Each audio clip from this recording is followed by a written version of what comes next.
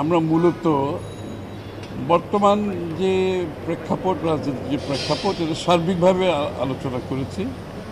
এর মধ্যে যে বিষয়গুলো উঠে এসেছে মূলত নির্বাচনের যে একটা সময় এর কথা বলা হয়েছে, সেই ব্যাপারে আলাপ করেছি। তারপরে সংস্কারের বিষয়ে আলাপ হয়েছে। অন্যান্য আলাপের মধ্যে তো যে কথাগুলো উঠে আসছে সেটা হচ্ছে যে নির্বাচনের যে সময়ের যে ইঙ্গিত দেওয়া হয়েছে সেটা আমাদের কারো জানা ছিল না, এটা কারোর সাথে আলোচনা হয়নি। মূলত সবসময় বলা হচ্ছে এই সংস্কারের বিষয়ে আলোচনা হবে। বিভিন্ন সময় আমরা দেখেছি সরকার যখনই প্রয়োজন মনে করেছে যে যেগুলো গুরুত্বপূর্ণ বিষয় সেখানে আলোচনার কথা বলা হচ্ছে, কিন্তু আমরা মনে করি সবচেয়ে গুরুত্বপূর্ণ বিষয় হচ্ছে বাংলাদেশের মানুষ যাদের জন্য অপেক্ষা করছে সেটা হচ্ছে আগামী নির্বাচন। এবং সেই বিষয়ে একটা যে সরকারের পক্ষ থেকে যে কথাটা বলা হচ্ছে সময়সীমা, সে ব্যাপারে কোনো আলোচনা করা হয়নি।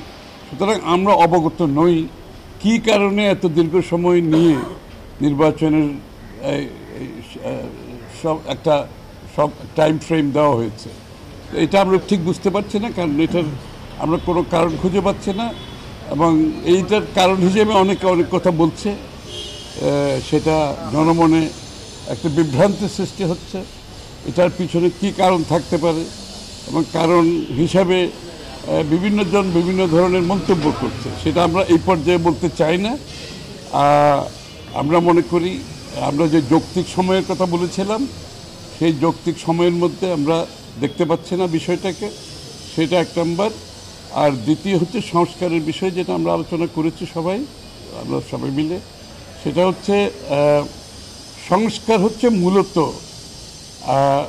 যেটা প্রথম সংস্কার দরকার সেটা হচ্ছে আগামী দিনে যে নির্বাচনটা হবে সেই ইলেকট্রাল প্রসেসের যে সংস্কারটা, সেই সংস্কারটা সবার আগে হয়ে যাওয়া উচিত ছিল এবং সেটা হয়ে নির্বাচনের দিকে আমরা এখন এগিয়ে যাওয়ার কথা ছিল। এর মধ্যে অন্যান্য সংস্কার যে বিষয়গুলো উঠে আসছে সেগুলো মূলত সংস্কার হতে হবে আপনার সংসদে। বছর শেষের খুশি নগদে হবে বেশি। নগদ পেমেন্টে নির্দিষ্ট ক্যাটাগরির কেনাকাটায় 300 টাকা পর্যন্ত ক্যাশব্যাক।